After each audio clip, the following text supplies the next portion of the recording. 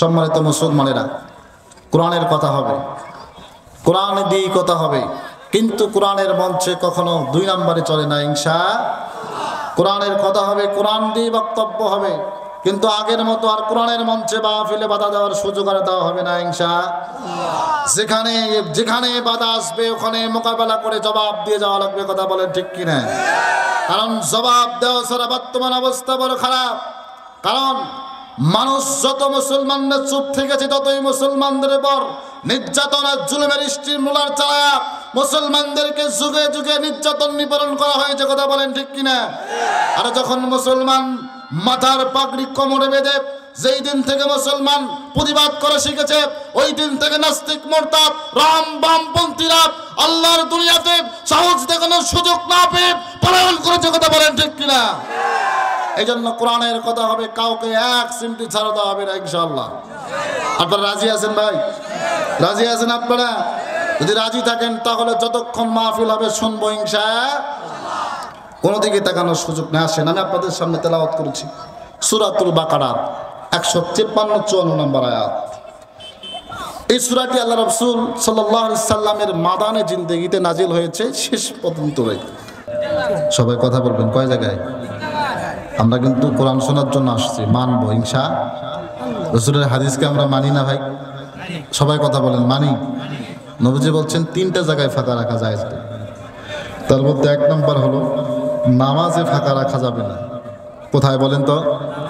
নামাজ। আপনাকে হাদিসটার আমল করবেন, সবাই কথা বলেন আমল করবেন ইনশাআল্লাহ। যদি আমল করার নিয়তে শোনেন তাহলে কথাগুলো বলি, দেখি আপনারা কতটুকু কার্যকর করেন ইনশাআল্লাহ। নবীজি বলছেন নামাজে ফাঁকা রাখা যাবে না।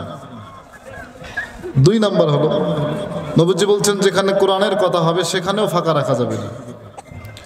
তাহলে আমরা এখানে কি শোনার জন্য আসছি? সবাই কথা বলে পিছনের লোকেরা। তাহলে কোরআন শোনার জন্য আসছি, হাদিসটার আমল করতে হবে ভাই। নামাজে ফাঁকা রাখা যাবে না, ওয়াজের মাহফিলে ফাঁকা রাখা যাবে না। 3 নম্বর হলো স্বামী স্ত্রীর মধ্যে যখন ঘুমাবেন ফাঁকা রাখবেন না ইনশাআল্লাহ। দেখি হাদিসটা আপনারা কতটুকু আমল করেন ইনশাআল্লাহ। আসেন একটু সামনের দিকে এগিয়ে আসেন ভাই, একটু জমায়ে জমায়ে বসেন, আলোচনা হবে ইনশাআল্লাহ। আলহামদুলিল্লাহ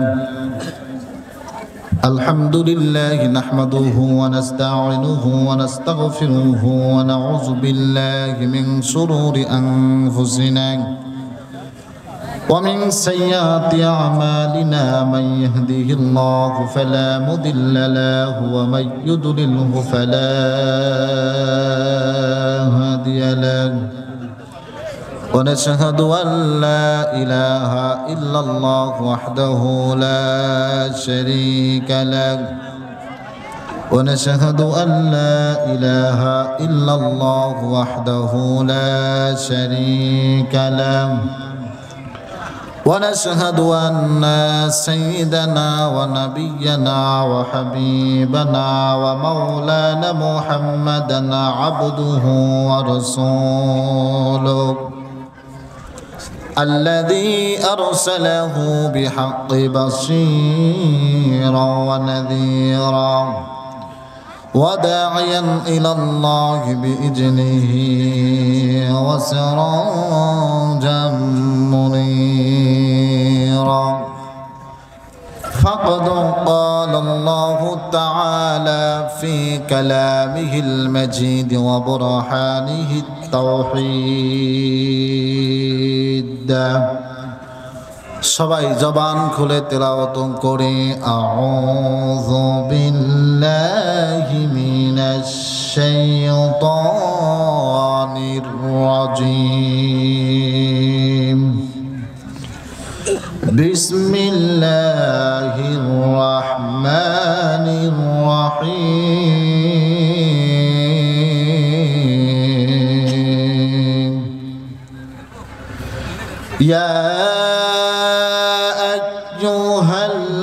আইয়ুহাল্লাযীনা আমানু ইসতাঈনু বিস-সাবরি ওয়াস-সালাহ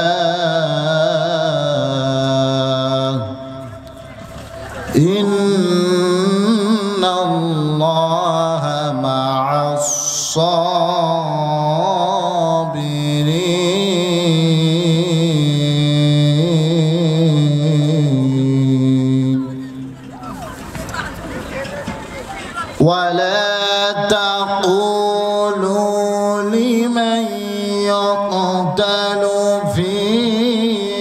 سبيل الله أموات بل أحياء ولكن لا تشعرون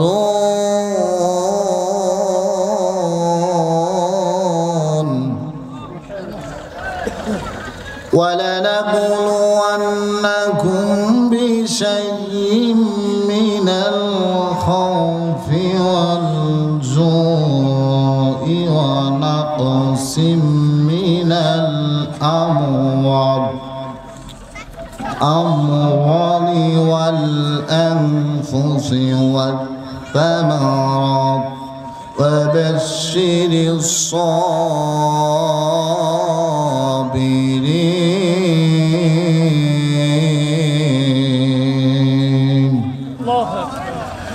إن الله وملائكته يصلون على النبي يا أيها الذين آمنوا صلوا عليه وسلموا تسليما আকাশ বাতাস মুখরিত করে উচ্চ আওয়াজে উচ্চ কণ্ঠে সবাই মোহাব্বতে পড়েন আল্লাহুম্মা সাল্লি আলা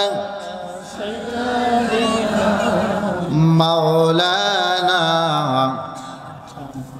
ওয়া আলা আলিহি শফিআনা। একটু আওয়াজ দিয়ে বললে কি গুনাহ হবে ভাই? একটা হাদিস বলেছিলাম শুরুতেই, কিন্তু অনেকে আমল করেছেন অনেকে করেন নাই। যদি শুরুতেই আমলের ব্যাঘাত হয় তাহলে ওয়াজের হেদায়েত কতটুকু হবে? যাদের সামনে ফাঁকা জায়গা আছে দরুদ পড়েন আর ফাঁকা জায়গাটা আল্লাহর রাস্তে পূরণ করেন ভাই। এখনো বলছি, হ্যাঁ, একটু মোহাব্বতে জোরে সোরে বলেন আল্লাহুম্মা সাল্লি আলা ভাই, একটু চাপে আছেন ভাই। মাওলানা ওয়ালা আলাইহি শফিআনা। মুসলিম মোরা ঘুমিয়েছি আজ, মুসলিম মোরা ঘুমিয়েছি আজ, মদের বেবে কি ঝুলছে তালা,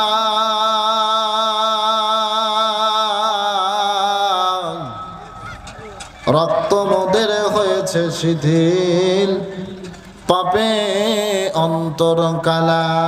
আসছে পথে আধার নেমে, আসছে পথে আধার নেমে, তাই বলে কি রইবি থেমে, বারে বারে জ্বলবে বাতি, হয়তো বাতি জ্বলবে না, তাই বলে তো ভীরুর মতো বসে থাকা চলবে না। কইরে খালিদ কইরে অমর, কইরে খালিদ কইরে অমর, এসেছে আজ নতুন বদর, কোথারে দেখে বিজয়ী তরুণ মুজাহিদ। এখনো কি গাইতে হবে ঘুম ভাঙানো গীত, মুসলিম আমি সংগ্রামে আমি, আমি চিররণবীর, আল্লাহকে সারা কাউকে মানি না, লিল্লাহি তাকবীর, কালেমা পড়ে লা ইলাহা ইল্লাল্লাহ, লা ইলাহা লা, আওয়াজ দেন লা ইলাহা লা। বাজান বহু দূরে মদিনা, আমি কেমনে যাব জানি না, বাজান বহু দূরে না, আমি কেমনে যাব না। দয়া করো দয়ার আল্লাহ, দয়া করো, লমিটাও মনের বাসনা, লা ইলাহা লা ইলাহা লা ইলাহা লা ইলাহা লা ইলাহা ইল্লাল্লাহ মুহাম্মাদুর রাসূলুল্লাহ সাল্লাল্লাহু আলাইহি ওয়াসাল্লাম। সাউন্ড সিস্টেম ভাই কোথায় গেল? সাউন্ড সিস্টেম কই ভাই আমার? দেখেছে? যাই হোক, আমরা মহান আল্লাহ তাআলা দরবারে শুকরিয়া আদায় করি যে মহান রব্বুল আলামিন আমাদেরকে জান্নাতের বাগানে বসার সুযোগ আল্লাহ তাআলা করে দিলেন। এজন্য আজকে আল্লাহ তাআলা দরবারে শুকরিয়া আদায় করছি। সব আল্লাহ দরবারে শুকরিয়া আদায় করি, আওয়াজ দিয়ে বলি আলহামদুলিল্লাহ। একটা আওয়াজ দেন তো আলহামদুলিল্লাহ। আমরা কি কোরআনের কথাগুলো শুনে আওয়াজ দিতে ভয় পাবো ভাই? হ্যাঁ, যতক্ষণ আলোচনা হবে মনোযোগ সহকারে দেখে শুনবে। এই বাচ্চা, এই মোবাইল বন্ধ করো, দেখছেন? এই ঘরো পশ্চিম খাও, একটু তাকবীর দেন তো, লিল্লাহি তাকবীর। শোনেন, বর্তমান যে অবস্থা, তাকবীর দেওয়া লাগবে ভাইজান। ইকোটা কমে দেন, সাউন্ডটা বাড়ে দেন, মাইকটা সহজ করে দেন, গলা টানতেছে। হ্যাঁ, একটু দেখান ভাইজানের আমার। বর্তমান অবস্থা বড় ভয়াবহ। মসজিদের ভিতরে আল্লাহ আল্লাহ জিকির করার সময় এখন আর নাই। আপনারা কি বলেন ভাই? আওয়াজ দেওয়া লাগবে জোরে, যাতে করে শয়তানের মাথা ঘোরে। একটু তাকবীর দেওয়া লাগবে জোরে, কথা বলেন না কেন? আজকে মরিচাপুরের মাহফিল থেকে আমরা তাকবীর দেব, যাতে করে শয়তান একবারে 7 দিনের মাহফিল পর্যন্ত তার এলাকার না আসে। ইনশাআল্লাহ। তাকবীর দেন, লিল্লাহি তাকবীর। আল কোরআনের আলো, আল হাদিসের আলো, তোমার নেতা আমার নেতা, লিল্লাহি তাকবীর। ঐতিহ্যবাহী গাইবান্ধা জেলার পলাশবাড়ি থানার অন্তর্গত 7 দিন মরিচাপুর হাজীপাড়া বাইতুন নূর জামে মসজিদ ও এলাকাবাসীর উদ্যোগে বিরাট তাফসীরুল কোরআন মাহফিলের আজকের সম্মানিত সুযোগ্য সভাপতি জনাব আলহাজ মোশাররফ হোসেন শামীম, সহসভাপতি জনাব আলহাজ জাহিদুল হক শ্যামবাবু, এবং প্রধান অতিথি জনাব অধ্যক্ষ মাওলানা মুফতি মোহাম্মদ জাহিদুল ইসলাম, আমাদের ওস্তাদ প্রিন্সিপাল পলাশবাড়ি সিনিয়র ফাজিল ডিগ্রি মাদ্রাসা, প্রধান মেহমান বিন্দু এবং আজকের মাহফিলের প্রধান বক্তা হযরত মাওলানা মুহাম্মদ শেখ সাইদুল ইসলাম সাইদ কুষ্টিয়া, এবং পদ্মার আড়ালে অবস্থানরত আমার সম্মানিত মা এবং বোনেরা, এবং আমার সামনে বসা কলিজার টুকরা যুবক ভাইয়েরা, এবং পিতৃতুল্য সম্মানিত মুরব্বিয়ানে আযম, সবাইকে আমার অন্তঃস্থল থেকে সালাম জানাচ্ছি। একটু উত্তর দিবেন, আসসালামু আলাইকুম ওয়া রাহমাতুল্লাহ। শুরুতে জানতে চাই আপনারা কেমন আছেন? একটু আওয়াজ দেন ভাই, কেমন আছেন আপনারা? আলহামদুলিল্লাহ। আমরা দরুদ গাফন করি বিশ্বনবী বিশ্বনেতা মুহাম্মদুর রাসূলুল্লাহ, একটু আওয়াজ দেন সাল্লাল্লাহু আলাইহি ওয়াসাল্লাম। সম্মানিত মুসলমানেরা, কোরআনের কথা হবে, কোরআন দিয়ে কথা হবে, কিন্তু কোরআনের মঞ্চে কখনো 2 নম্বরে চলে না। ইনশাআল্লাহ। কোরআনের কথা হবে, কোরআন দিয়ে বক্তব্য হবে, কিন্তু আগের মতো আর কোরআনের মঞ্চে মাহফিলে বাধা দেওয়ার সুযোগ আর দেওয়া হবে না। ইনশাআল্লাহ। যেখানে বাধা আসবে ওখানে মোকাবেলা করে জবাব দিয়ে যাওয়া লাগবে, কথা বলেন ঠিক কিনা? কারণ জবাব দেওয়া ছাড়া বর্তমান অবস্থা বড় খারাপ। কারণ মানুষ যত মুসলমানরা চুপ থেকেছে, ততই মুসলমানদের উপর নির্যাতন আর জুলুমের স্টিমুলার চালায়া মুসলমানদেরকে যুগে যুগে নির্যাতন নিপীড়ন করা হয়েছে, কথা বলেন ঠিক কিনা? আর যখন মুসলমান মাথার পাগড়ি কোমরে বেঁধে যেই দিন থেকে মুসলমান প্রতিবাদ করা শিখেছে, ওই দিন থেকে নাস্তিক মুরতাদ রাম বামপন্থীরা আল্লাহর দুনিয়াতে সাহস দেখানোর সুযোগ না পেয়ে পলায়ন করেছে, কথা বলেন ঠিক কিনা? এই জন্য কোরআনের কথা হবে, কাউকে এক সিমটি ছাড়া দেওয়া হবে না। ইনশাআল্লাহ। আপনারা রাজি আছেন ভাই? রাজি আছেন আপনারা? যদি রাজি থাকেন তাহলে যতক্ষণ মাহফিল হবে শুনবো ইনশাআল্লাহ। কোনো দিকে তাকানোর সুযোগ না। আসেন, আমি আপনাদের সামনে তেলাওয়াত করেছি সূরাতুল বাকারার 153-54 নম্বর আয়াত। এই সূরাটি আল্লাহ রাসূল সাল্লাল্লাহু আলাইহি সাল্লামের মাদানে জিন্দেগিতে নাজিল হয়েছে শেষ পর্যন্ত, এবং নাজিল হয়েছে এমন সময় তাফসীরে মাযহারিতে আসছে যে আল্লাহ রাসূল সাল্লাল্লাহু আলাইহি ওয়াসাল্লাম যখন বদরের প্রান্তরে, যেই সময় আপনার 14 জন আল্লাহ রাসূলের সাহাবী ইন্তেকাল মানে শাহাদাত বরণ করলেন, সেই সময় সূরাটি নাজিল হয়েছে এবং মুসলমানদেরকে আল্লাহ তাআলা মেসেজ দিয়েছেন। আপনারা বলেন তো কি দিয়েছেন? মেসেজ দিয়েছেন। 14 জন সাহাবী নিহত হয়েছে, মানে শাহাদাত বরণ করেছেন। তার ভিতরে 6 জন মুজাহির ছিল, 8 জন আনসার ছিল। আল্লাহ দ্বীন কায়েমের জন্য, শিরক মুক্ত বেদাত মুক্ত সমাজ গড়ার জন্য যারা জীবন দিয়ে শাহাদাত বরণ করেছিলেন। কিছু লোক তারা বলতেছিল তারা মৃত। কি বলতেছিল ভাই? জোরে বলেন।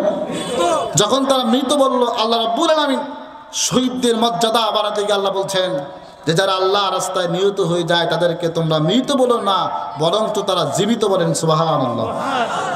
তাহলে আজকের আমার আলোচনার বিষয় থাকবে শহীদের মর্যাদা এবং আল্লাহর পক্ষ থেকে বান্দার পরীক্ষা। আলোচনার বিষয় বলেন তো, শহীদের কি? শহীদের মর্যাদা এবং আল্লাহর পক্ষ থেকে বান্দার উপরে পরীক্ষা। আপনারা যারা আছি আমরা পরীক্ষা দিতে রাজি আছি ভাই? জোরে বলেন। আমরা পরীক্ষা দিতে চাই ইনশাআল্লাহ। আসেন, কুরআনুল কারীমে আল্লাহ রাব্বুল আলামিন বান্দার জন্য এই কোরআনটা, এই বিধানটা আল্লাহ এমন করে পাঠায় দিলেন। আমার মালিক বলেন, আমি আল্লাহ তাআলা কোরআনকে এমন করে বানায় দিলাম, আমি আল্লাহ রাব্বুল আলামিন কোরআনকে আমি আমার বান্দার জন্য গাইডলাইন হিসাবে, জীবন বিধান হিসাবে, আমার বান্দা কোন পথে চলবে, কোন হালতে চলবে, আমার বান্দা কোন পথে চললে আমার দিন কায়েমের পথে হবে, কোন পথে চললে আমার দিন বুঝবে, কোন পথটা আমার বান্দার জন্য ভালো হবে, আমার বান্দা যেন পথহারা না হয়ে যায়, আমার বান্দা যেন মালিককে কখনো ভুলে না যায়, আমার বান্দা রাষ্ট্র জীবন কেমন হবে, আমার বান্দার পারিবারিক জীবন কেমন হবে, আমার বান্দার সমাজনীতি কেমন হবে, আমার রব্বুল আলামিন সমস্ত কিছুকে কোট করে বান্দার জন্য আল্লাহ রব্বুল আলামিন দিয়েছেন একখানা কিতাব। বলেন তো সেই কিতাবের নাম হলো কোরআন। আপনারা বলেন তো কিতাবের নাম কি? আল্লাহ রব্বুল আলামিন কোরআন দিলেন। এই কোরআনকে আল্লাহ তাবিজ বানানোর জন্য দেয় নাই। আপনারা বলেন তো কি বানানোর জন্য? আল্লাহ তাআলা এই কোরআনুল কারীম কি তাবিজ বানানোর জন্য আল্লাহ কোরআন দেন নাই। আল্লাহ রাব্বুল আলামিন কোরআনটা দিয়েছেন বান্দার হেদায়েতের জন্য, যাতে করে বান্দা খারাপ মানুষগুলি যেন কোরআনের ছায়াতলে এসে ভালো হয়ে যায়, চোরগুলি যেন ভালো হয়ে যায়, জিনাখোর যেন ভালো হয়ে যায়, সমাজের জাহিলিয়াতমুখী যে লোকগুলি ছিল প্রত্যেকটা মানুষ যেন সমস্ত জাহিলিয়াত বাদ দিয়া আমার রবের সন্তুষ্টির দিকে ফিরে আসে, আমার রবের বিধান মানে। এই জন্য আল্লাহ তাআলা বিধান দিয়েছেন। বলেন তো সেই বিধানের নাম কি? এখন সেই বিধানের নাম কোরআন। আপনারা বলেন তো এই কোরআনটা আমাদের দরকার আছে না না? কোরআন কি শুধু ঘরের মধ্যে রাখার জন্য কোরআন, না ঘরের বাইরেও কোরআন? একটা আওয়াজ দেন, কোন জায়গায় কোরআন? ঘরেও কোরআন, বাইরে কোরআন, সমাজনীতিতে কোরআন, অর্থনীতিতে কোরআন, রাজনীতিতে আপনি কোরআন। কথা বলেন না কেন? কারণ আজকে অনেক মুসলমান আছে তারা কোরআন মানতে চায় কিন্তু কোরআন দিয়ে রাজনীতি করতে চায় না। ঠিক কিনা বলেন? কারণ কোরআনের রাজনীতি যারা করতে চায় না আল্লাহ পাক তাদের ব্যাপারে বলছেন, ওয়ামিনান নাসি মান ইয়াকুলু আমান্না বিল্লাহি ওয়া বিল ইয়াউমিল আখির ওয়া মা হুম বিমুমিনিন।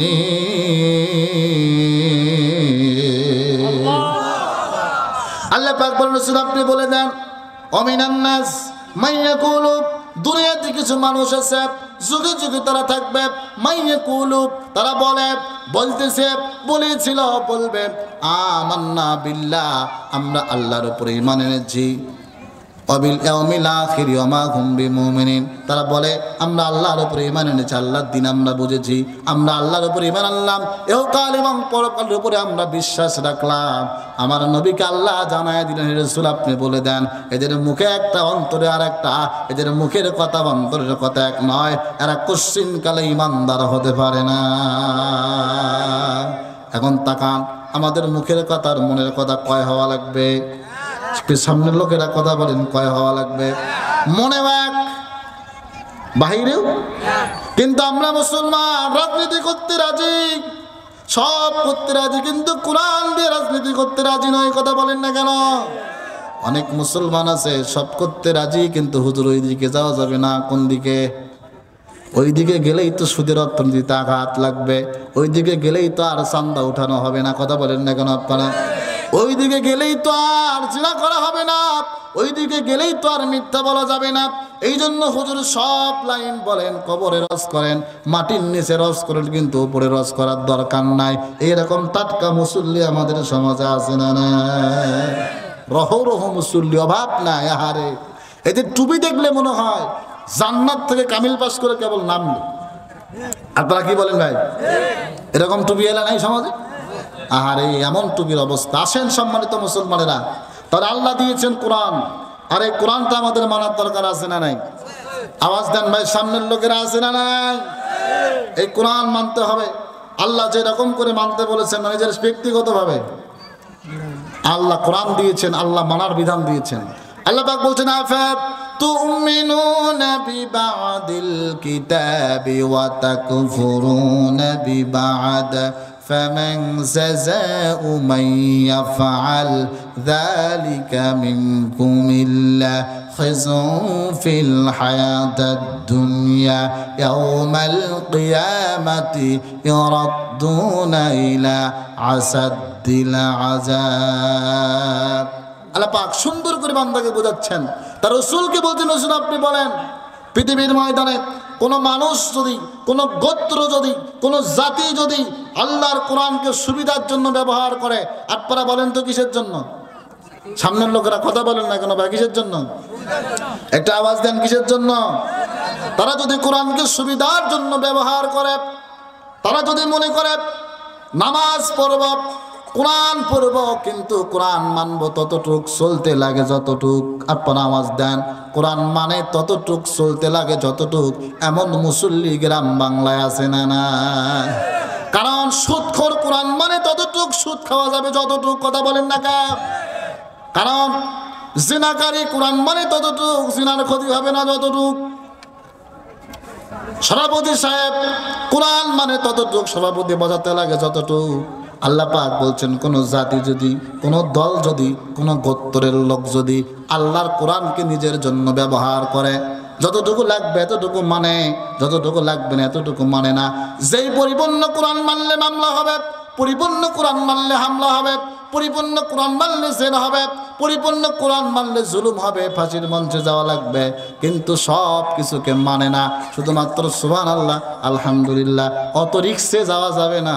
আপনারা বলেন তো, এই সমস্ত মানুষের ভিতরে যদি এমন আচরণ থাকে, আল্লাহ পাক বলছেন, হে রাসূল আপনি বলে দেন, কোন জাতির মধ্যে যদি এমন আচরণ থাকে, এই জাতিগুলো দুনিয়াতে লজ্জিত হবে, অপমানিত হবে, দুনিয়াতে মানুষের হাতে মার খাবে, এরা দুনিয়াতে, আখেরাতে, কবরে, হাসরে, মিজানে, ফুলচিরাতে আল্লাহর কাছে লজ্জিত হবে, দুনিয়াতেও মার খাবে। বলেন তো, বর্তমান মুসলমানরা দুনিয়াতে মার খায় কি খায় না? জোরে বলেন, খায় কি খায় না?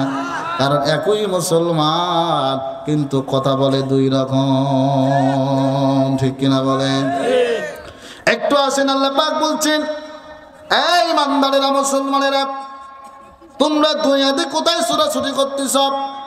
কার পিছনে কি চাওয়ার জন্য তুমি ছোট? কোন নেতার পিছনে তুমি যাও? কোন বাবার পিছনে যাও? কোন দাদার পিছনে যাও? বান্দারে, আমি আল্লাহ তাআলা কত বড় দয়াবান। তোমার মা তোমাকে যা দিবে না, তোমার বাবা তোমাকে যা দিবে না, তোমার নেতা যা দিবে না, তোমার আল পরিবার তোমাকে যা দিবে না, তোমার দেশের লোক তোমাকে যা দেবে না, এক কথায় পৃথিবীর লোক তোমাকে যা দিতে পারবে না, আমি আল্লাহ তাআলা সেইটা তোমাকে দেওয়ার জন্য রেডি আছি। বলেন সুবহানাল্লাহ। আল্লাহ পাক বলছেন, বান্দারে এত ছুটাছুটি করিও না, তোমার কি লাগবে? আমি আল্লাহ কোরআনের মধ্যে বলছি, আল্লাহ পাক বলছেন, ইয়া আইয়ুহাল্লাযীনা আমানুস্তাঈনু বিস-সাবরি ওয়াস-সালাহ ইন্নাল্লাহা মা'আস-সাবিরিন।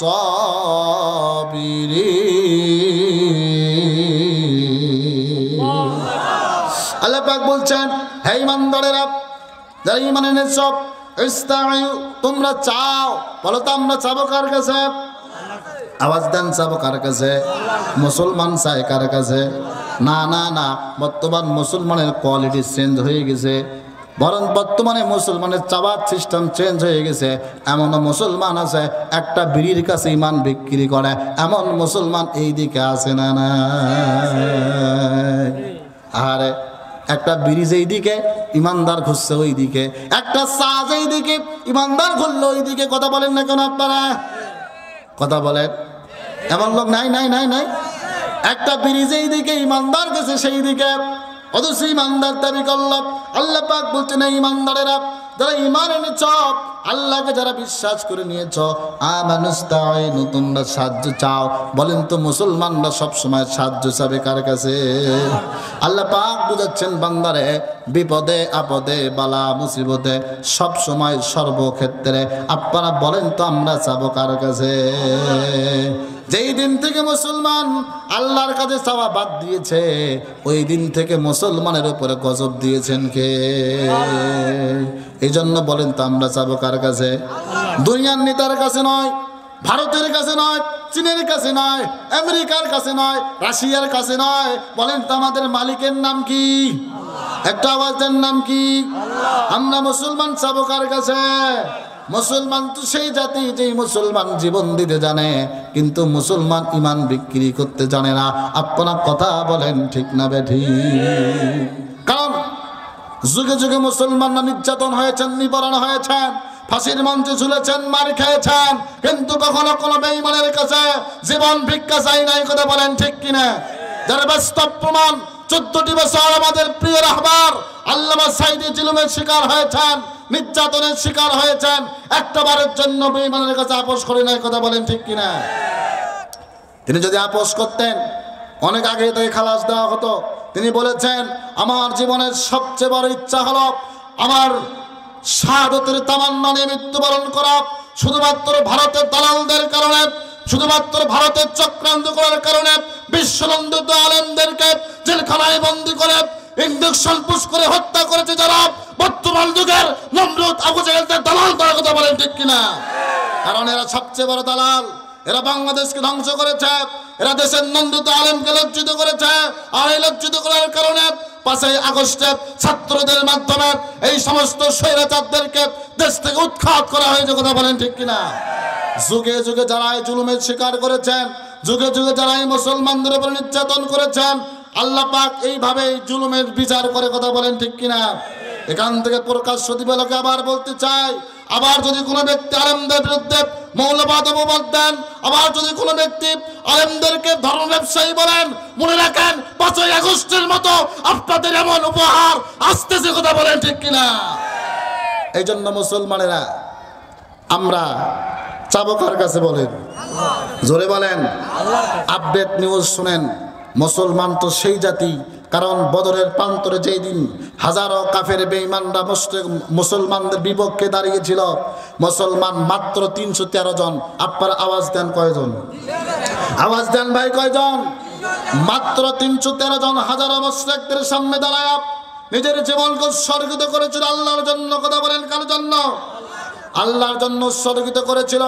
আজকে মনে রাখবেন আমাদের পার্শ্ববর্তী দেশ ভারত আমাদেরকে কন্ট্রোলে নেওয়ার চেষ্টা করতেছিল, কিন্তু আজকের একটা টাটকা নিউজ শুনেন, যেটা হলো আজকে আপনার চাঁপাইনবাবগঞ্জে শিবগঞ্জ এলাকায়, শিবগঞ্জ থানায় একটা এলাকায় ভারতের বিএসএফ সহ বাংলাদেশের বিজিবি সহ ভারতের কিছু নাগরিক বাংলাদেশের কিছু গাছ কাটার কারণে দুই পক্ষের সংঘর্ষ হয়েছে। আমরা বলতে চাই মনে রাখবেন এর সাথে সম্পৃক্ত যারা আগে ছিলেন, এখনো যারা দালালি করতেছেন সাবধান হয়ে যান। মুসলমান সেই জাতি, মুসলমান জীবন দিবে, রক্ত দিবে, বাংলার 1 ইঞ্চি মাটি ছাড়ে দিবে না। কথা বলেন ঠিক কিনা? কারণ আমরা সেই জাতি জীবন দিতে জানি কিন্তু মৃত্যুকে ভয় করতে জানি না। কথা বলেন ঠিক কিনা? আল্লাহ পাক বলছেন বান্দারে, তাহলে আমরা বিপদে আপদে বালা মুসিবতে বলেন তো চাবো কার কাছে? আল্লাহর কাছে আমাদেরকে চাওয়া লাগবে। মুসলমান গভীর মনোযোগ দেন, আমি একটু আপনাদেরকে আকর্ষণ করে নেই, একটু তাকান। আল্লাহ পাক বলছেন তোমাকে চাওয়া লাগবে আল্লাহর কাছে। আপনার কি লাগবে? টাকা লাগবে, আপনার কি পয়সা লাগবে, আপনার কি অর্থ লাগবে, আপনার কি সম্পদ লাগবে, আপনার কি ছেলে লাগবে, আপনার কি মেয়ে লাগবে, আপনার যা লাগবে। আল্লাহ ডাক দিয়ে বলতেছেন বান্দারে, দুনিয়ার কোনো মানুষের কাছে নয়, দুনিয়ার কোনো নেতার কাছে নয়, তুমি চাবা কার কাছে? আল্লাহ বলছেন বান্দারে, তোমার যদি চাওয়ার প্রয়োজন হয়, আমি কি আল্লাহ তোমাকে 2টা দিকের কথা বলবো না? আমি আল্লাহ তাআলা তোমাকে চাওয়ার জন্য 2টা গুণের কথা বলে দিলাম, 2টা দিক আমি আল্লাহ তোমাকে বলে দিলাম। আল্লাহকে যদি বলে আল্লাহ আপনি আমাদেরকে কয়টা দিক বলছেন? 2টা। আল্লাহ দিক 2টা কি? আল্লাহ বান্দাকে বলতেছেন আমানুস তাইনু বিস-সাবরি ওয়াস-সালাহ। বান্দারে এ বান্দা, তোমাকে চাওয়া লাগবে 1 নাম্বার ধৈর্যের মাধ্যম দিয়া, 2 নাম্বার নামাজের মাধ্যম দিয়া। বলেন তো আমরা ধৈর্য ধারণ করার দরকার আছে না নাই? আল্লাহ পাক কেন বললেন ধৈর্য ধারণ করার কথা? আল্লাহ পাক বলছেন, বান্দারে তোমার জীবনে বিপদ আসতে পারে, রোগ হতে পারে, বালা হতে পারে, মুসিবত হতে পারে। আপনারা বলেন তো আমাদের জীবনে রোগ হয় কি হয় না? রোগ আসবে, বালা আসবে, মুসিবত আসবে, বান্দারে ধৈর্য ধারণ করো। আল্লাহ পাক বলছেন, বান্দা 1 নাম্বার বিপদে আপদে ধৈর্য ধারণ করা। 2 নাম্বার হলো তোমার যদি টাকা লাগে, পয়সা লাগে, বান্দারে তোমাকে চাওয়া লাগবে কার কাছে?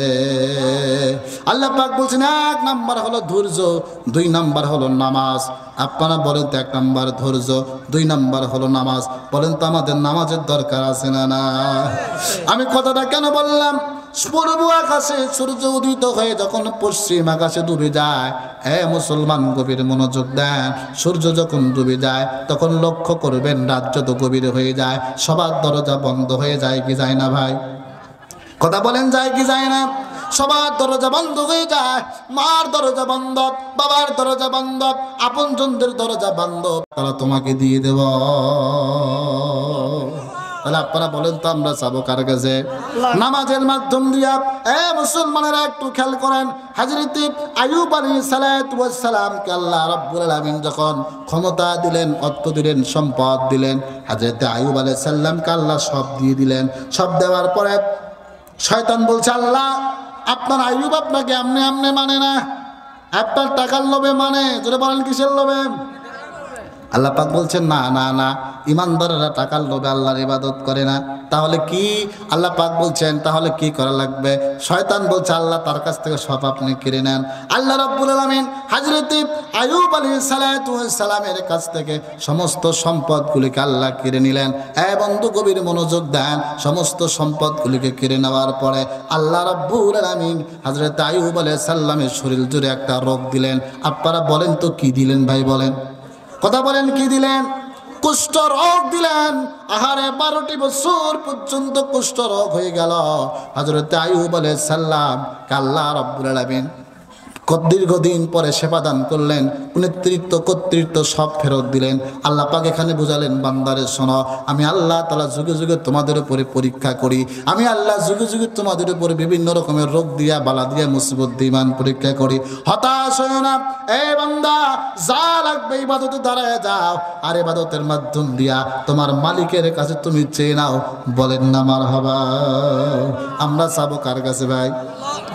আপনারা কি মন খারাপ করতেছেন ভাই? মন খারাপ করতেছেন? আমার সাথে বলেন তো, গজল বলেন, ভালোবাসার জায়গা মাদিনা। বলা যাবে না ভাই? বলা যাবে? তাহলে বলেন, ভালোবাসার জায়গা মাদিনা, ওরে ভালো লাগার জায়গা মাদিনা। বলেন বলেন, ভালোবাসার জায়গা মাদিনা, ভালো লাগার জায়গা মাদিনা। এত সুন্দর জায়গা কোথাও দেখি না, এত সুন্দর জায়গা কোথাও দেখি না। সাজিয়েছেন মালিক রব্বানা, ওরে সাজিয়েছেন মালিক রব্বানা, ভালোবাসার জায়গা মাদিনা। ভাই বলা যাবে? বলা যাবে? হাতগুলো আলো করেন তো সবাই, খাড়া করেন হাত, এরকম 2 হাত করেন। বলেন আমার সাথে, বলেন, ভালোবাসার জায়গা মাদিনা। বলেন বলেন, ভালোবাসার জায়গা মাদিনা, ভালো লাগার জায়গা মাদিনা, ভালোবাসার জায়গা মাদিনা, ভালো লাগার জায়গা মাদিনা। এত সুন্দর জায়গা কোথাও দেখি না। বলেন, এত সুন্দর জায়গা কোথাও দেখি না। সাজিয়েছেন মালিক রব্বানা, ভালোবাসার জায়গা মাদিনা, ভালোবাসার জায়গা মাদিনা, ভালো লাগার। তাহলে এই মদিনায় যেতে কি আমাদের মন চায়? মন কি চায় ভাই? মদিনায় আমরা যেতে চাই? একটু তাকান, আমি আমার সামনের দিকে অগ্রসর হচ্ছি। তাহলে চাওয়া লাগবে কার কাছে? বিপদে আপদে বালা মুসিবতে চাওয়া লাগবে আল্লাহ রাব্বুল আলামিনের কাছে। কেননা এখন তো আমরা যুবকদের চরিত্র নষ্ট হয়ে গেছে, মা বোনদের চরিত্র নষ্ট হয়ে গেছে। কথা বলেন না আপনারা? চরিত্র বলতে কিছু আছে? আহারে, কি একটা অবস্থা। মোবাইল ফোন আসিল, কি দোলা লাগিল, ফজরের ঘুম তো পোলার ভাঙলো না। কথা বলেন না? ছেলে সারা রাতে জাগিয়া ফোনে কথা বলিয়া, সারা রাতে জাগিয়া ফোনে কথা বলিয়া, লেখাপড়া ছেলের ভালো লাগে না। মোবাইল ফোন আসিল কি দোলা লাগিল, ফজরের ঘুম তো পোলার ভাঙলো না। সত্য কথা না মিথ্যা কথা? আরে আগের যুবকের মানুষেরা এমন ছিল, চরিত্র ভালো ছিল, আচার আচরণ ভালো ছিল। আর এখনকার মানুষকে যদি আপনি জিজ্ঞেস করেন, বাজান আপনার ছেলে করে কি? কয় বাবা মোবাইল চাপে। মোবাইল কয়টা? কয় মোবাইল দুইটা। কয় কি? বলে একটা বলে চাপা আর একটা বলে ঠেলা। কথা বল না কাপনা? একটা বলে চাপা, একটা বলে ঠেলা। যদি জিজ্ঞেস করেন বাজান কি করে তোমার ছেলে, তো সারা রাত ঠেলে। কয় ঠেলতেও তো পড়ে। কথা বল না কা? হাইনি ছেলে সারা রাত মোবাইল নিয়ে ল্যাপের তলে এখন শীতের মধ্যে ঠেলে। কথা বলেন না গা? হ্যাঁ, ছেলেরাও ঠেলে। কথা বলেন। একটু তাকান মুসলমানেরা, খেয়াল করেন ছেলেদের চরিত্র নষ্ট হয়েছে না হয় নাই? কথা বলেন না গা আপনারা? ইহুদি নাসারা খ্রিস্টানরা কি চক্রান্ত করলে একটু বোঝেন। আমি ওই দিকে তাফসীরের দিকে পড়ে যাই, বাস্তবতা একটু বোঝেন। এখনকার আগেকার মানুষগুলো ছিল যদিও কম বুঝতো, কিন্তু আমল ছিল বেশি। এখনকার মানুষ বোঝে যত বেশি, এরা পাজিও হয়েছে তত বেশি। কথা বলেন না কে? আহারে আগেকার যুবকরা নামাজ পড়তো, কোরআন পড়তো, আমল করতো, জানতো কম, মানতো বেশি। আর এখনকার ছেলে পেলেরা, হারে এমনও ছেলে আছে খালি চাপা আর ঠেলা। টিকটক কোম্পানি, মোবাইল কোম্পানি যা ছাড় দিল, যে যত উলঙ্গ সে তত ভাইরাল। সত্য কথা না মিথ্যা কথা? এ কথা বলেন না গা? তাই না? এখনকার বৌদিও কেউ ব্যবসা করায় হাইরে মোবাইল ফোন। একবার যদি খালি লাগে যায় তাহলে কিন্তু খবর আছে না নাই? এই জন্যই তো আব্দুল বাসত আনসারী হুজুর একটা গজল বলছে, 7 বছরে বুড়া নানি লিপস্টিক লাগায়। হাই রে 7 বছরে বুড়া নানি লিপস্টিক লাগায়। এ কথা কন নাকি আপনারা? এগুলো বাস না করলে লোক আসবে নাকি? কথা কন। ওরে 7 বছরে বুড়া নানি লিপস্টিক লাগায়। হাই রে 7 বছরে বুড়া নানি লিপস্টিক লাগায়। শর্ট কামিজ পরিয়া নানি রাস্তা দিয়া যায়। শর্ট কামিজ লাগায়া নানি রাস্তা দিয়া যায়। 7 বছরে বুড়া নানি লিপস্টিক লাগায়। কথা কন লাগা? আহারে হ্যাঁ, বয়স হয়ে গেছে 80 বছর, 7 বছর লিপস্টিক ছাড়া বাঁচে না। কথা বলেন না কা?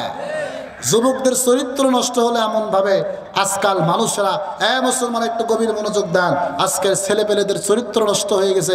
মা বোনরা আজকে পর্দায় থাকার কথা, নারী স্বাধীনতা চায়, অধিকার নিয়ে আজকে রাস্তায় নামে, বুকে পেটে পিঠে কাপড় নাই, ডাইরেক্ট স্বাধীনতা। কথা বলেন লাগে আপনারা? যেখানে স্বাধীনতা হওয়ার কথা ছিল মেয়েরা পর্দা করবে, মা বোনরা মন খারাপ করবেন না।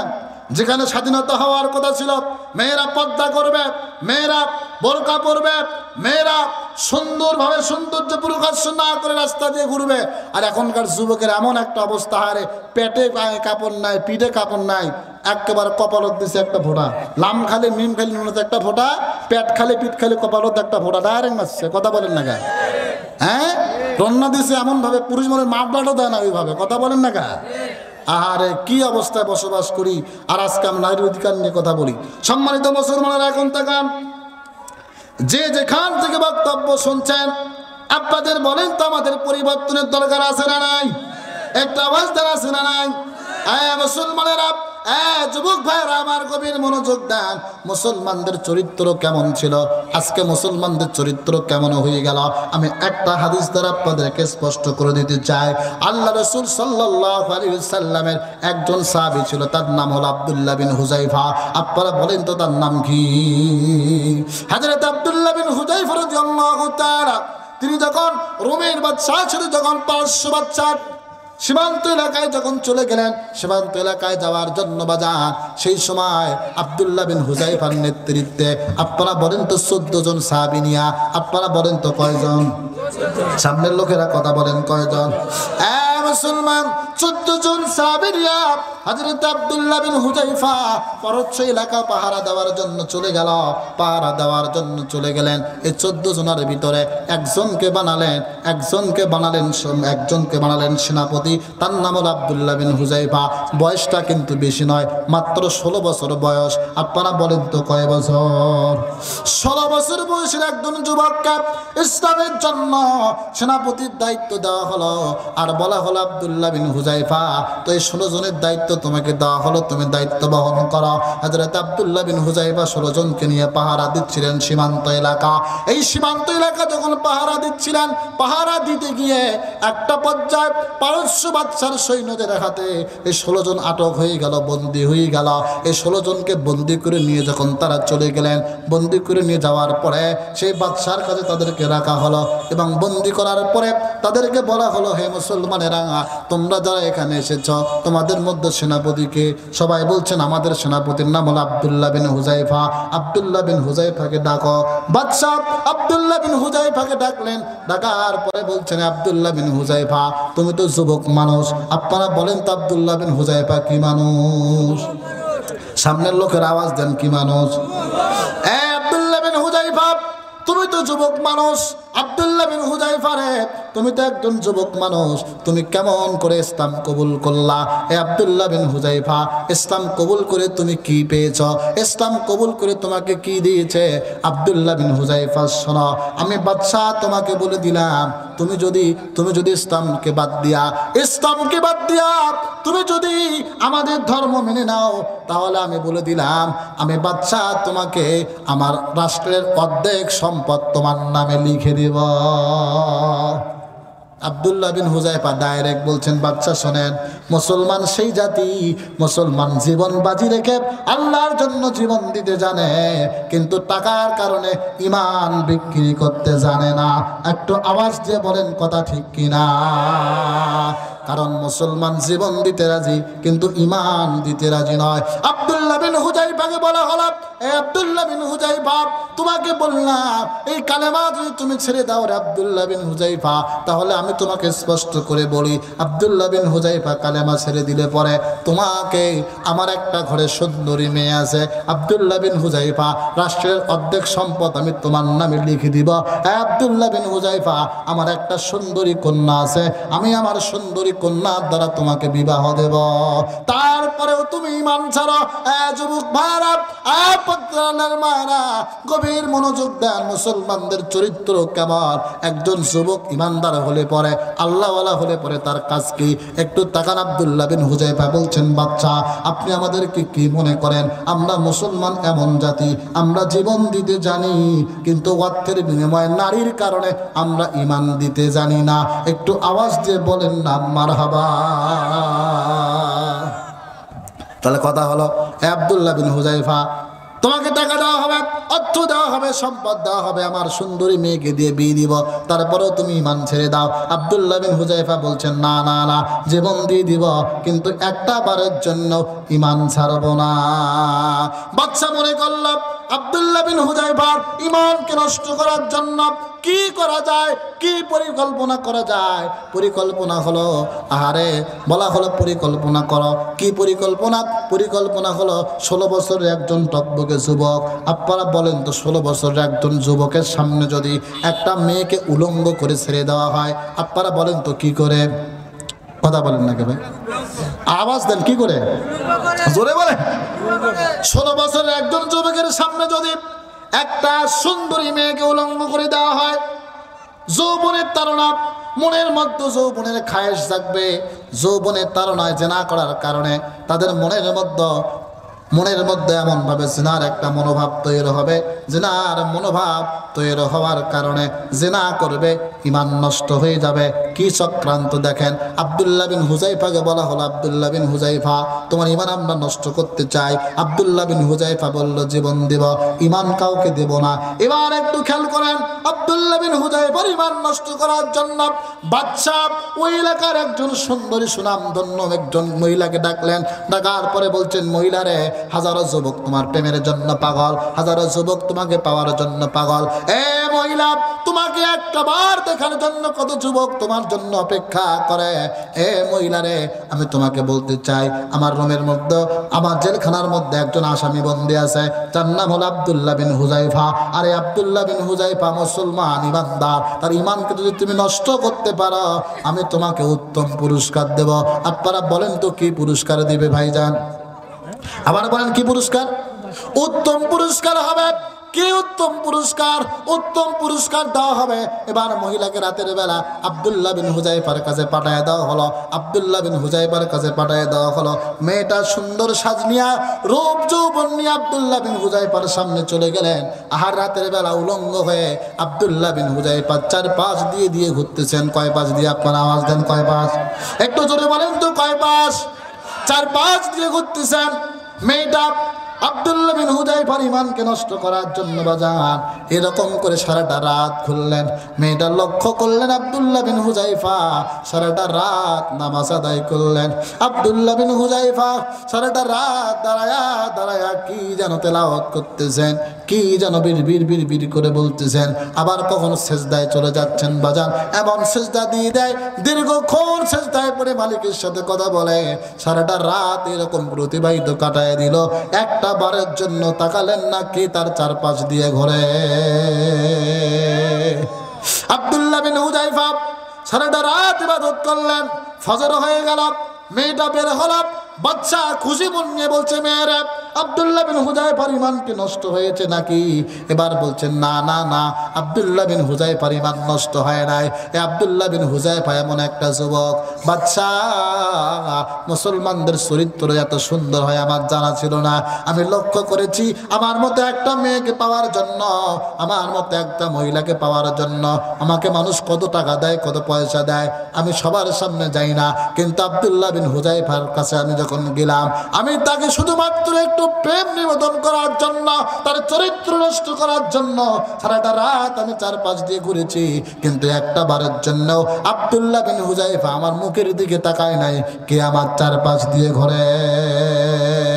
আপনারা বলেন তো সেই মুসলমানের চরিত্র আজকে কোথায়? সেই মুসলমানের চরিত্র আজকে কোথায়? আজকে মামির কাছে ভাগ্নে নিরাপদ নয়, ভাগ্নের কাছে মামি নিরাপদ নয়। কথা বলেন না কেন? হ্যাঁ, জোরে বলেন। এ সত্য কথা না মিথ্যা কথা? রাস্তা দিয়ে যদি একটা ছেলে যায় কিংবা একটা মেয়ে যায়, কিছু কিছু যুবকেরা তাকায় দেখে আর বলে মাল গেল রে। কথা বলে না আপনারা? হ্যাঁ, আহারে কি অবস্থা, যুবকদের চরিত্র কোথায় গেল? রাস্তা দিয়ে একটা মেয়ে যদি যায়, আহারে যুবকেরা আগের মাদেরকে কত সম্মান করা হতো, যুবকদের চরিত্র নষ্ট হয়ে গেল। TikTok company, Facebook company, Likee company কি একটা দিয়ে দিল। আহারে যে যত উলঙ্গ সে তত ভাইরাল। বর্তমান জামানায় ভাইরালের নেশা হইতে হইতে পুকে পিঠে কাপড় লাগে না, মোবাইল খুললেই দেখবেন যে শুধুমাত্র টিকটক আর টিকটক। কথা বলেন ঠিক না ব্যাঠি? ইহুদি নাসারা খ্রিস্টানরা চক্রান্ত করলো, এদের ইমানকে নষ্ট করা যায় কি দিয়া? এই জন্য বুদ্ধি বের করছে টিকটক দিয়ে। আপনারা কি কম? জোরে বলে। এখন গান গায়, কি গায়? কথা বলেন, কথা বলেন। গান গায়, জিনার গান। আর যুবকদের পছন্দ, কানে তার, মুখে তার, একেবারে পিঠের উপর দিয়ে তার, মনে হয় কারেন্টের খাম্বা। আপনারা কি গায়? হ্যাঁ, এবার ওপারা গিয়ে খোঁজে, ভাইজান কি খোঁজেন? মুরগি খুঁজি। কি কর? কথা কন না কা? কি খোঁজা? তুমি যে কি মুরগি খুঁজো তা তো আমরা জানি। কথা বলেন না কা? হ্যাঁ, ছেলেরাও যেমন মেয়েরাও তেমন গান গাইতেছে, স্বামী আমার যেমন কিছু কিছু লোক কবে গান গায়, এ পাগলা, এই যে স্বামী আমার যেমন তেমন দেওরা আমার মনের মতন, এই গানটা যে বলছে, আপনারা বলেন তো এটা কি ভালো গান না খারাপ গান? জোরে বলেন। স্বামী বলে যেমন তেমন, দেওরা বলে মনের মতো। না হারে আল্লাহ, আস্তাগফিরুল্লাহ বলেন। নবীজি বলছেন সবচেয়ে হেফাজত করো আপনার বিবিকে আপনার ভাইয়ের কাছ থেকে, দেওরার কাছ থেকে। কারণ দেওরার ভাবির মধ্যে কত রকমের কথা হয়, এটা বর্তমান সমাজে আছে না নাই? জোরে বলেন, জোরে বলেন, জোরে বলেন। হ্যাঁ, মুসলমানেরা গভীরে মনোযোগ দেন। তাহলে মা বোনদেরকে নিয়ে আপনাদেরকে সব আমি বলতে চাই, আমাদের যা প্রয়োজন আছে, আমাদের যা লাগবে আমরা চাবো কার কাছে? জোরে বলেন, জোরে বলেন। আল্লাহর কাছে সারা দুনিয়ার বাবার কাছে যাওয়া যাবে না। সালা বাবা, ন্যাংটা বাবা, তালা বাবা, জডাল্লা বাবা, বাবার কিন্তু অভাব নাই, কথা বলেন না কে? বাবার যে অবস্থা, বাবার কাছ দিয়ে গেলে গাও খালি পাড়ার মতো গন্ডা, কথা বলেন না কে? পাড়া পাড়ায় এরকম বাবা নাই? আমার মুর্শিদে পরশ মনি গলহা, আরে বানাইছে কাঞ্চা সোনা, কথা বলেন না কে? এরকম লোক আছে না নাই? হাইরে মুর্শিদ বলে পরশ মনি, লোহারে বানাইছে কাঞ্চা সোনা। আহা গো, এগুলো যদি বাবার কাজ হয় তাহলে শ্রোতা কি করে? কথা বলেন না কে? আমাদের মহস্থানগড়ের পাশে শিবগঞ্জে একটা বাবা আছে, বাবার নাম বলে কারেন্ট বাবা। এই আপনারা কথা কন, কি বাবা? জোরে কন, জোরে কন, এ জোরে কন, জোরে হলো না, এ আরো জোরে। তাই বলে কারেন্ট বাবা।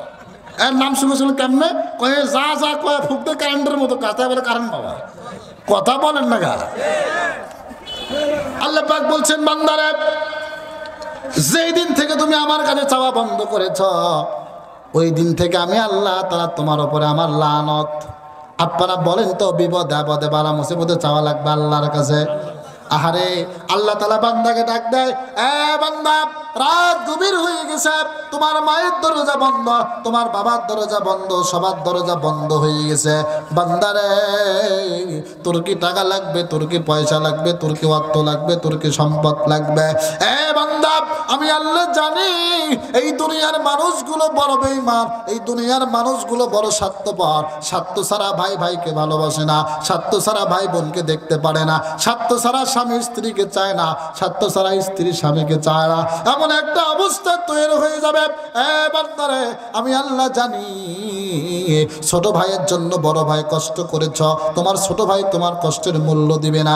এ বান্দা, তুমি তোমার ছেলের জন্য কষ্ট করেছ, তোমার ছেলে তোমার কষ্টের মূল্য দেয় না। সন্তান, বাবারে, তোমার বাবার জন্য, তোমার বাবা তোমার জন্য কষ্ট করেছে, সে কষ্টের মূল্য সন্তান দেয় না। মায়ের চোখের পানির মূল্য বাবা দেয় না, বাবার চোখের পানির মূল্য সন্তান দেয় না। আপনারা কথা বলেন ঠিক না বেঠি? কত কষ্ট করে বাবা মানুষ করেছে, বাবার চোখের পানির মূল্য যখন সন্তান দেয় না, আল্লাহ বান্দাকে ডাক দিয়ে বলে, বান্দারে, তোর চোখের পানির মূল্য পৃথিবীর কেউ না দিলে, তোর মনের খবর কেউ না জানলে, তোর চোখের পানির মূল্য কেউ না দিলেও আমি আল্লাহ তাআলা তোর চোখের পানির মূল্য দেব। বান্দারে, রাত গভীর হয়ে গেছে, সবার দরজা বন্ধ হয়ে গেছে, আমি আল্লাহ তাআলা সপ্তম আসমান থেকে প্রথম আসমানে নেমে এসে আমি তোর জন্য অপেক্ষা করতেছি। বান্দারে, তোর কি লাগবে? তোর যদি টাকা লাগে, তোর যদি পয়সা লাগে, তোর যদি অর্থ লাগে, তোর যদি সম্পদ লাগে, বান্দা, তোর কি লাগবে? দুনিয়ার মানুষের কাছে না যা, বান্দারে, আমি আল্লাহর কাছে চা। আমি আল্লাহ তাআলা, তুই কান্না করবি, নামাজে দাঁড়ায় যাবি, রাত গভীর রজনীতে আমি আল্লাহর কাছে চাবি, আমি আল্লাহ তাআলা তোর মনের আশা আকাঙ্ক্ষা পূরণ করে দেব। মুসলমানেরা আমার, আমরা যেই দিন থেকে আল্লাহর কাছে চাওয়া ভুলে গেছি, ওই দিন থেকে কিন্তু আমাদের সমস্যা বড় ব্যাকুল। আপনারা বলেন তো, আল্লাহ পাক বলছেন, শোনো, আল্লাহ পাক রব্বুল আলামিন বলছেন, ওয়ালা তাকুলু লিমান ইউকতালু ফি সাবিলিল্লাহি আমুতু বাল আহইয়া ওয়ালাকিন লা তাশউরুন। একটু আওয়াজ দিয়ে বলেন তো আল্লাহু আকবার।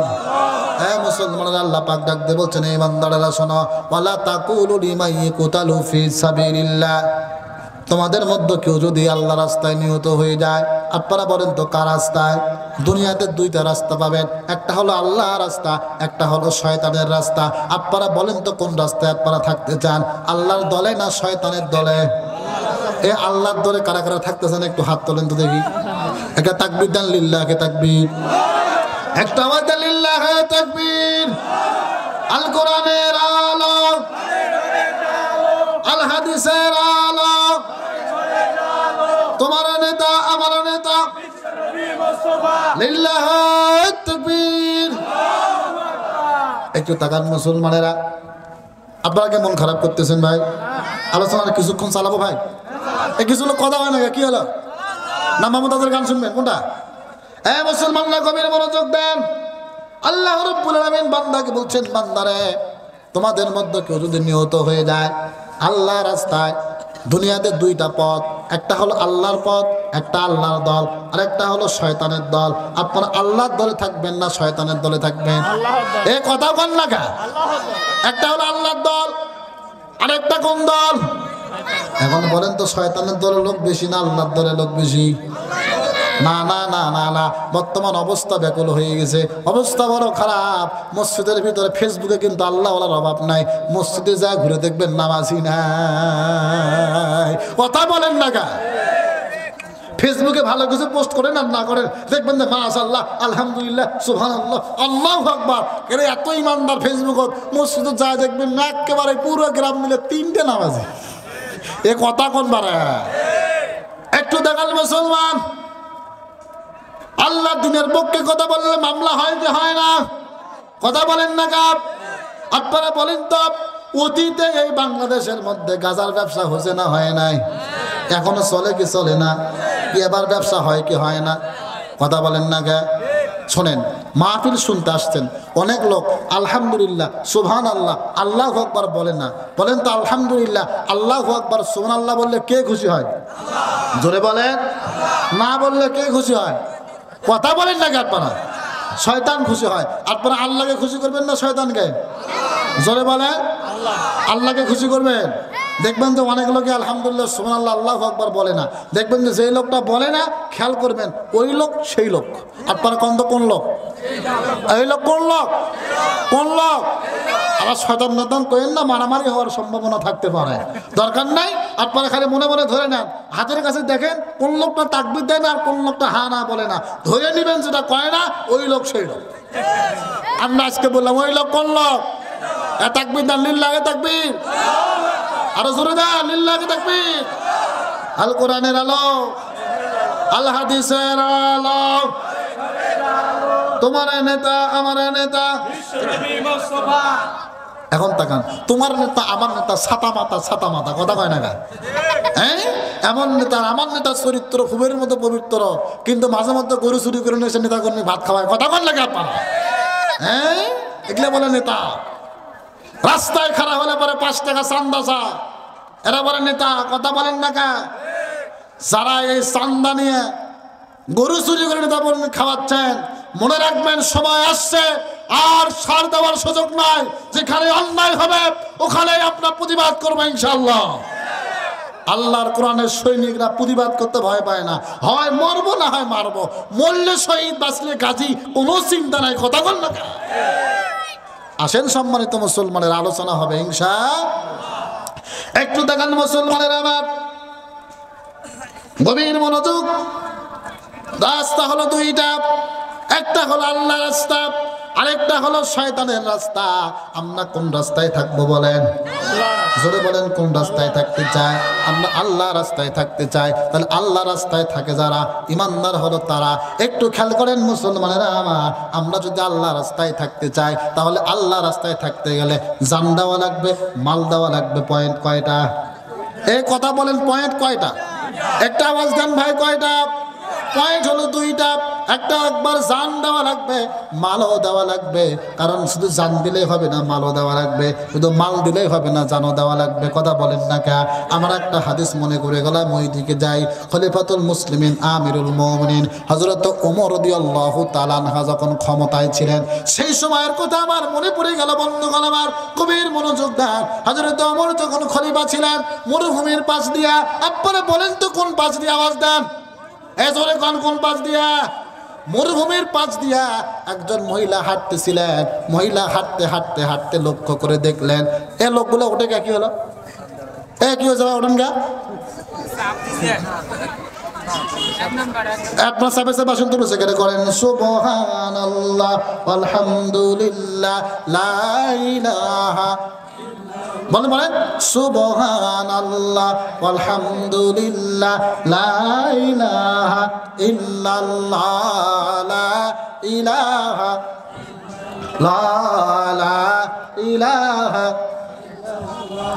লা ইলাহা ইল্লাল্লাহু মুহাম্মাদুর রাসূলুল্লাহ সাল্লাল্লাহু আলাইহি ওয়াসাল্লাম। আসেন, আলোচনায় ছিলাম হযরত ওমরের জামানায় একজন মহিলা চলতেছেন মরুভূমির পাশ দিয়া। আপনারা বলেন তো কোন পাশ দিয়া? এই আওয়াজ দেন, কোন পাশ দিয়া? মরুভূমির পাশ দিয়ে মহিলা হাঁটতেছেন, হাঁটতে হাঁটতে হঠাৎ করে মহিলার হাতে একটা তেলের বোতল ছিল। আপনারা আওয়াজ দিয়ে বলেন তো কিসের বোতল ভাই? এই তেলের বোতল ছিল মহিলার হাতে, কিন্তু হঠাৎ করে তেলের বোতলটা পড়ে গেল। আপনারা বলেন তো কি হয়ে গেল? তেলের বোতলটা যখন পড়ে গেল, বালুর মধ্যে তেলটা পড়ে যাওয়ার সঙ্গে সঙ্গে মরুভূমির বালু সমস্ত তেলগুলি চুষে নিয়েছে। আপনারা বলেন তো কি করেছে?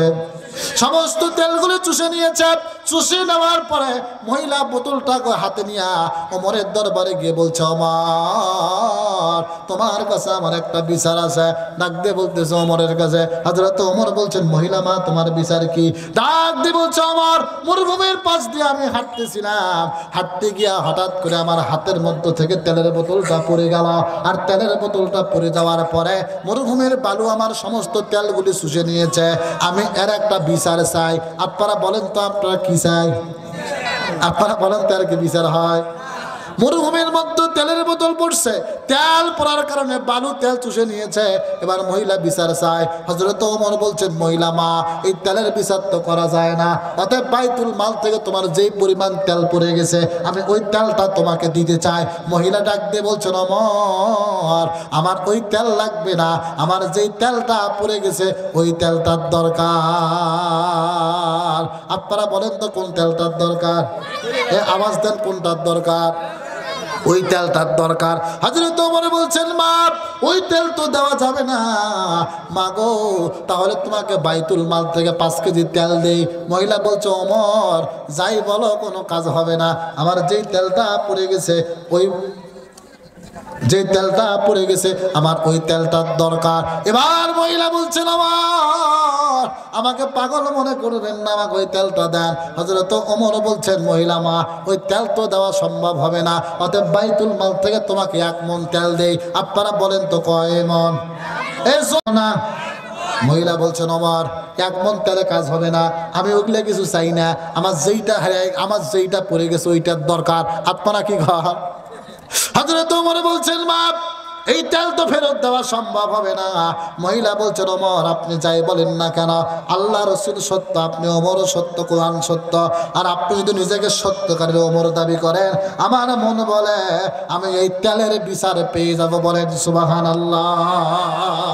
হযরত ওমর বলছেন, মহিলা তাহলে তুমি একটা কাজ করো মহিলারে, আমি তোমাকে একটা চিঠি দিয়ে দিলাম। একবার বলেন তো কি দিয়ে দিল? একটা চিঠি লিখলেন, চিঠিটা লিখে দিলেন। চিঠি দেওয়ার পরে বলছেন, মা গো তোমাকে যে চিঠিটা আমি দিয়ে দিলাম এই চিঠির মধ্যে আমি যা লিখেছি ওইটা তোমার দেখার কোনো দরকার নাই।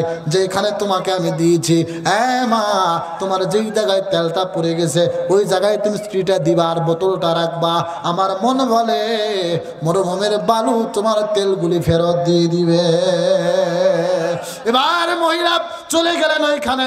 যাওয়ার পরে বোতলটা রাখলেন, তারপরে তেলের বোতলটা রাখলেন, চিঠিটা রাখলেন। চিঠিটা রাখার পর আল্লাহর কারামতি ভাবে এবার মরুভূমির বালুগুলো উড়ে উঠে মহিলার তেলগুলি ফেরত দিয়ে দিল।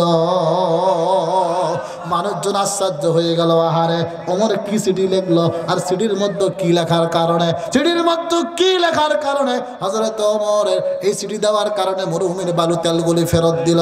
আপনারা বলেন তো এইটা আপনারা আমার শোনা জানার দরকার আছে না নাই? আপনারা কি এটা শুনতে চান?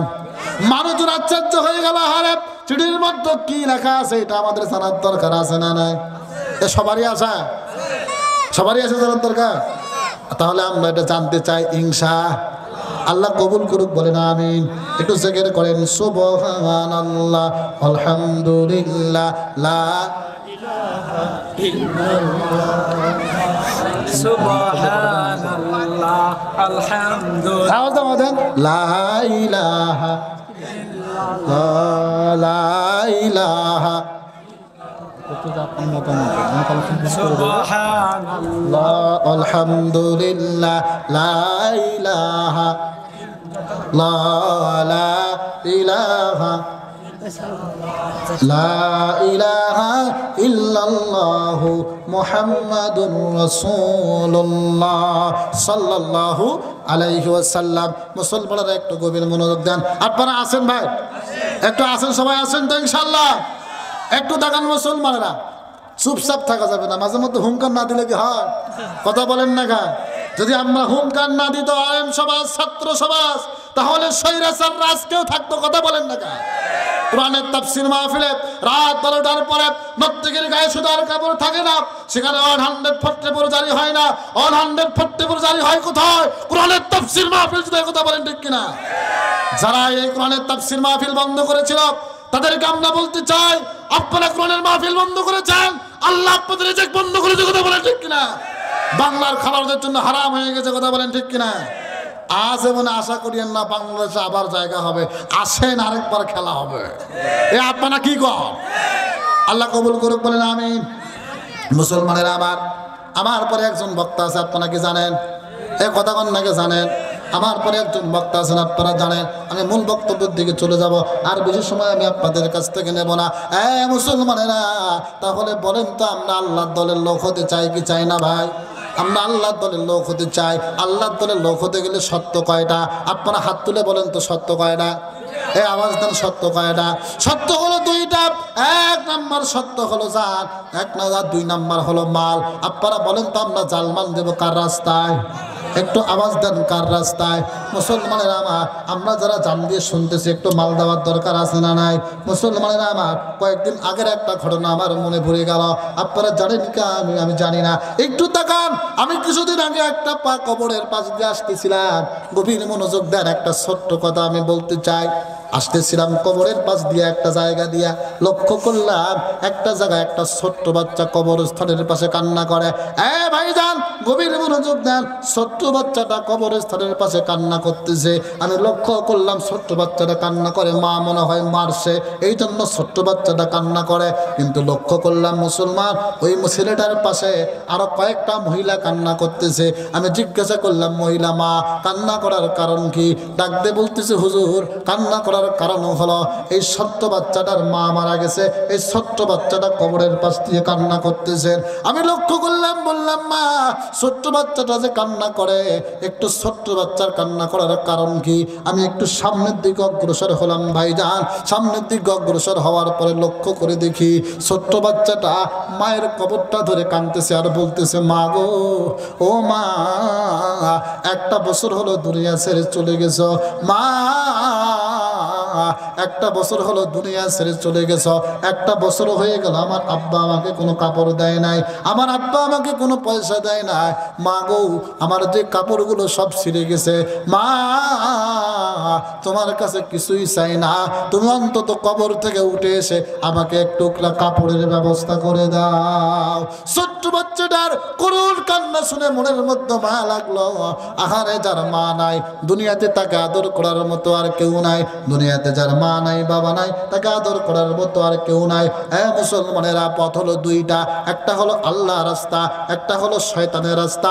আল্লাহ রাস্তায় যারা থাকতে চান, 1 নাম্বার কাজ হলো জান দেওয়া লাগবে, মাল দেওয়া লাগবে। আপনারা বলেন তো, আমরা জানও দেব, মালও দেব ইনশাআল্লাহ।